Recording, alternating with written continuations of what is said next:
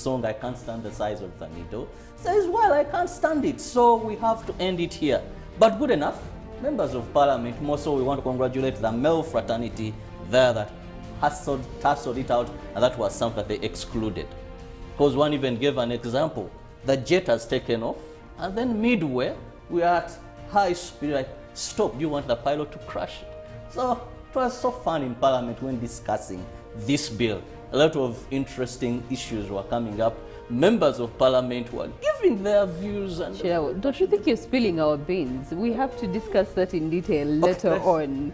Later on, yes. Definitely. That's some of the things that we have for you, but I've not yet said good morning to our lovely viewers. Thank you so much for starting your day with us. I, Felix, and of course the lady, the girl guide, would I say? Like Felix said, the way you're dressed.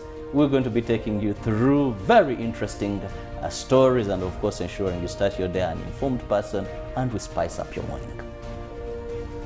Well, of course, something quite interesting also that came across my mind, Priscilla and Robert, is for some of you guys who drive, when does your fuel warning? Statement. For some of us who drive, why are you putting yourself outside this box? Well, you drive, I drive, there's that fuel lights. Man, that thing, I think we all handle it differently. Like, when do you like take it serious? Is it something you consider? Is it something you've ignored? Is it, I don't know. It's the warning, the fuel. Warning. Chirabo, this fuel gauge, when I it always clocks do my best to avoid panic. So I ensure that at least I have some fuel that is just enough. But one time I had a machine where that was totally disconnected. I don't know why the owner had chosen to disconnect it. You know, it's a bulb, so he had removed it. And I don't know for what reason. Even though that indicates change of oil, engine oil. Was this machine a tractor? I'm just asking for someone else. Because you said machine, so I'm thinking the only machine that is driven it causes panic, tractor. yet it's a warning sign. Okay. Priscilla, how do you handle that? Well, I of course, having been on the road for a few years, there's also what they call reserve fuel.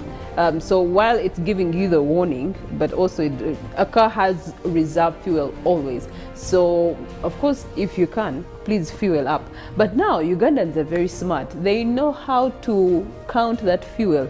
I'm going here, here. If I put a car 20k, even if it lights, it will still get me home and get me back into town tomorrow. Economics, Ugandans are very economical in terms of fuel. And yet, the interesting thing that I discovered is that when you have your car at least halfway full or even full, you actually spend less fuel. There's no one who has that money, Priscilla. There's no one who has that money. Who has that money to put a full tank in Kampala? It was an if clause, English, but some of us, our hearts are burnt, not kukaruwa until like a thing falls. Okay. But Felix, you even actually what people do, they actually, let me say I'm going to maybe Kulambiro, and Kulambiro requires maybe 40,000. So what a person does, they will put a 25,000, then they see if it can get them to Kulambiro and almost back.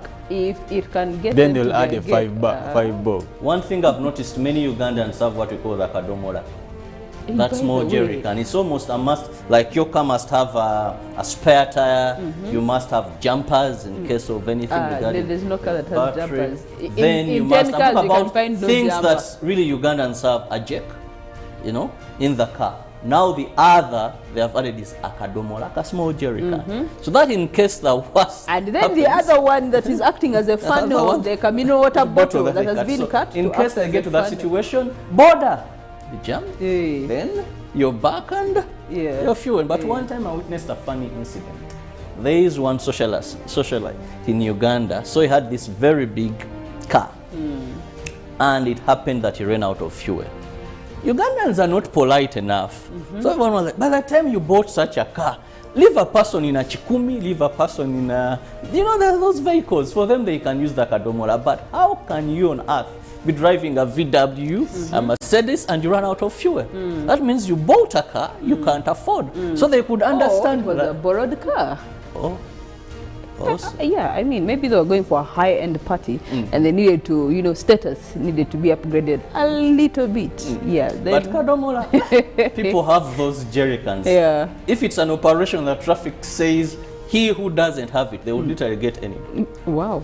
Okay, I've never, I see it in other cars, but I find it very peculiar. But nevertheless, Felix, again, how do you handle this situation?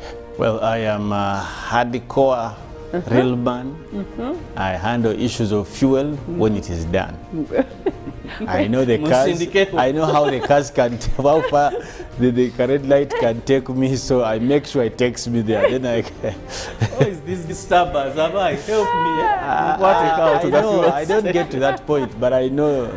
I make sure I utilize the car light. Why wouldn't I ever use it? That is true. No, okay, you've reminded me. There's a time I was driving a Ford. Now, a Ford is a guzzler.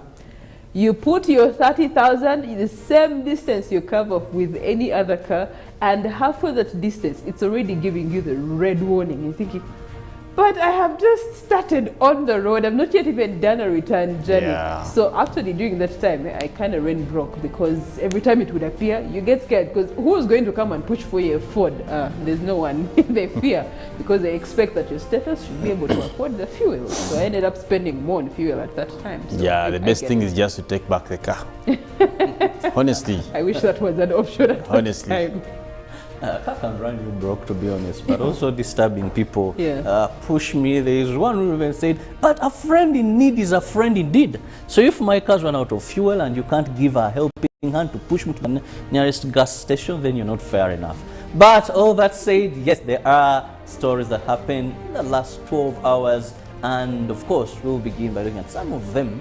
More so, the swearing in of His Excellency Yoweri Kaguta Museveni, where 21 heads of state have confirmed to attend the swearing in ceremony of President-elect Yoweri Kaguta Museveni due on the 12th of this very month.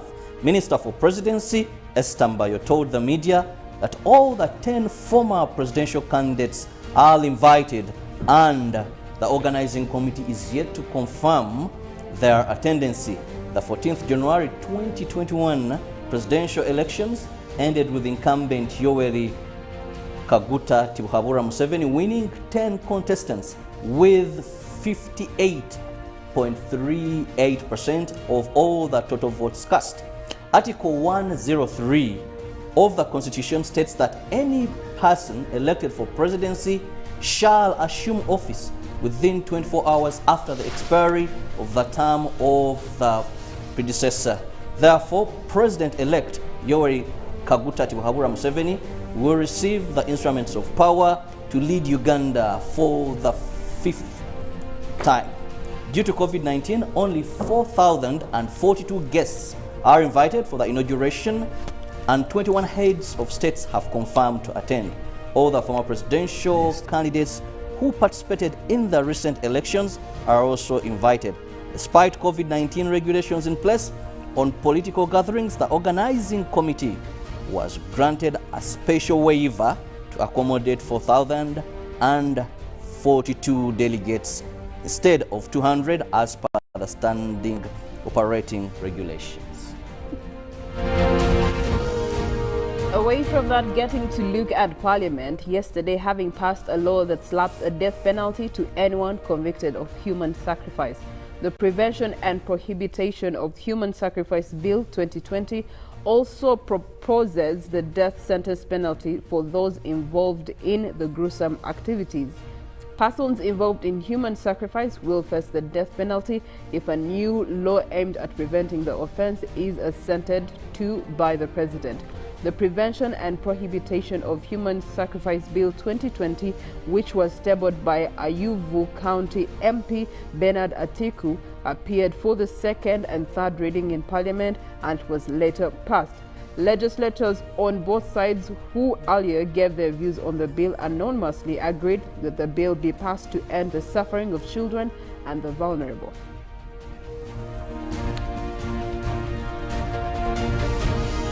Forty UPDF officers were decorated at the Ministry of Defense headquarters in Buya. 7 officers were elevated from the rank of Brigadier General to Major General. while 33 from Colonel to Brigadier General. Promoted UPDF officers were decorated with new ranks at their head offices. These included those who have been elevated from Colonel to General. They were accompanied by their spouses and family members. Agnes Musoke is now Brigadier General, the only female among those promoted. The Chief of Defense Forces, General David Muhoozi, challenged the officers to attach their new ranks with responsibility. The UPDF still has pending cases of promotions, and they say they will be addressed. The Minister of State for Defense in charge of general duties, Colonel Okel Engola, urged the countrymen to ensure that they serve the nation in regards to national interest and put self last. When we go into the health sector, Uganda nurses and midwives will, effective midnight, go into an emergency strike over 70.5 billion shillings lunch allowances. This follows the failure of government to fulfill their commitment of paying lunch allowances for over 10,000 nurses and nursing assistants. Uganda Nurses and Midwives Union President Mr. Cheprot Justice says nurses and nursing assistants have been taken for granted for a very long time, and it's time for action now. The decision follows attempts to deliver their petition to the Speaker of Parliament, Rebecca Kadaga, and their efforts being rendered futile. Cherot says that they have been informed that their lunch allowances have not been funded because of not being a priority. Cherot adds that government had indicated that nurses should be paid 70.5 billion shillings, but have been informed by the Ministry of Finance that they have not been budgeted for in the next financial year. The nationwide strike is expected to paralyze the health sector that is already struggling to cope with the COVID-19 pandemic and now ravaging the country. Away from the health sector, we now move to Uganda Kingdom, where Buganda Katikiro Charles Peter Maiga has advised leaders who own positions at different levels to work together to develop the people. Katikiro was receiving a contribution from people of Changwanzi in a campaign known as Oluwalo Rafe. At the same event, he launched a 5-persons committee in preparation for the KABAKA'S 28th coronation. People and leaders from Changwanzi visited Bulange and brought their contribution towards Oluwalo Rafe campaign. Maiga also appealed to them to be brave and determined if they are to solve challenges that are likely to manifest during their leadership. Minister for Local Government in Buganda Kingdom, Joseph Kauchi, said people are willingly and continue to contribute towards developing Buganda despite financial challenges caused by COVID-19. Katikiro Maiga also launched a committee to lead preparation of the 28th coronation. Over 7 million shillings have been contributed by people from Singo in Changwanzi.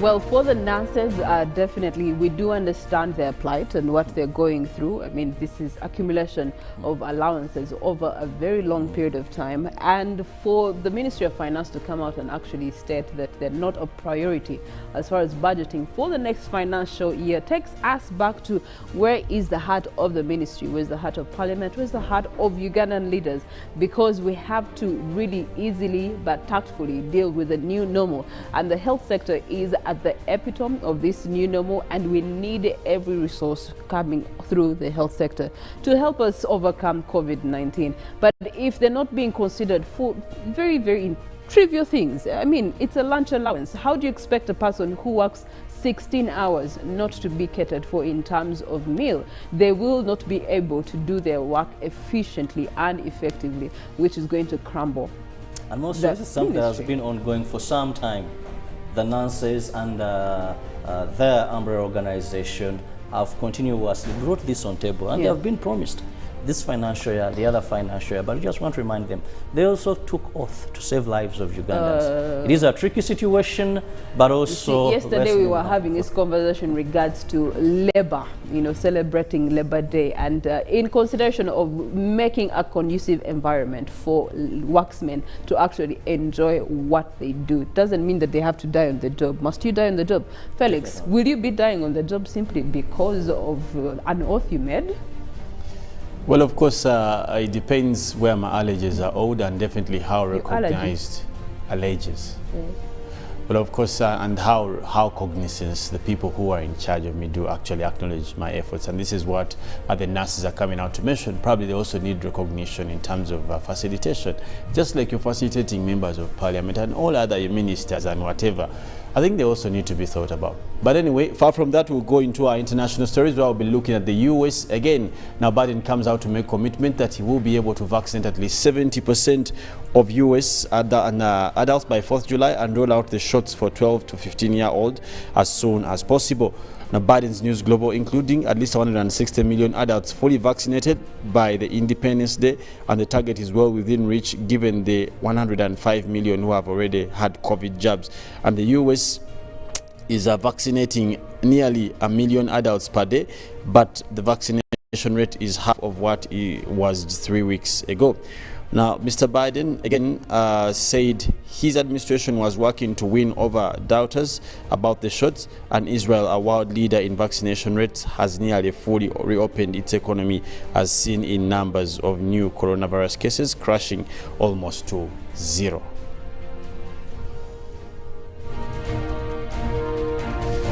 Now, UK hospital COVID team plants trees to fight climate change, and of course the NHS workers at Wales' largest hospital are creating a woodland of offset the carbon emissions and waste that came through the machines needed to treat patients with COVID. Now, staff on the critical are quite critical. Staff in critical care units also of this University Hospital of Wales in Cardiff say they hope that their woodland in Rickwell inspires other hospitals and trusts and industries to do the same in a wake of COVID-19. Now, of course, back to Africa, where we look at Kenya probing curfew police after sick baby dies due to failure to reach hospital. Now, Kenya's police watchdog has begun an investigation into reports that a baby died after officers on curfew duty refused to let a taxi go to hospital. Now, 4-month-old had developed breathing difficulties on Saturday and was rushed into a local hospital. Now, the grandfather told the Nation newspaper, medics said the child needed to go to a referral hospital at least 25 kilometers or 15 miles away, but officers at the roadblock allegedly refused them to pass because of COVID-19 curfew.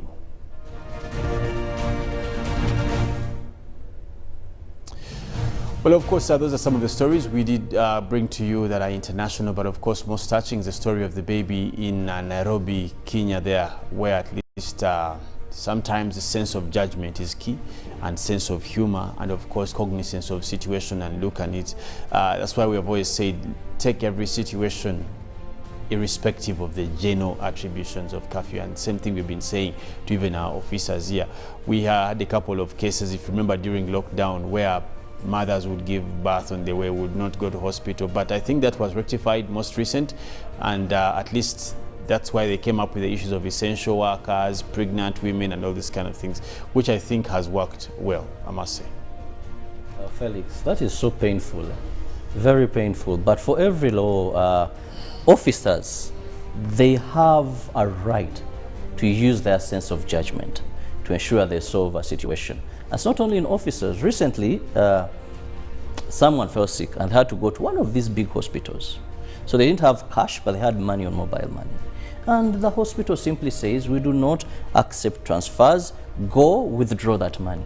So these people didn't have, and it was around 3 a.m. So the people were begging that, please check, let's transfer, if not, that is a hospital policy. And remember, it's a time of COVID-19.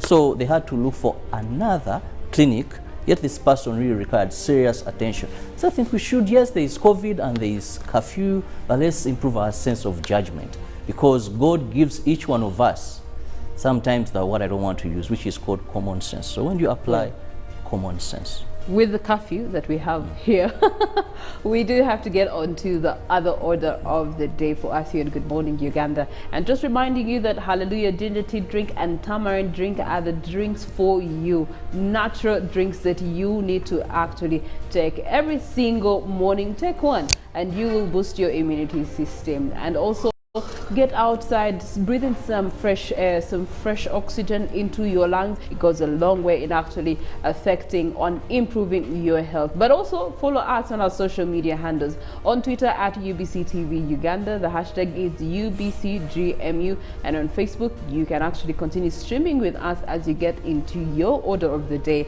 on UBC TV.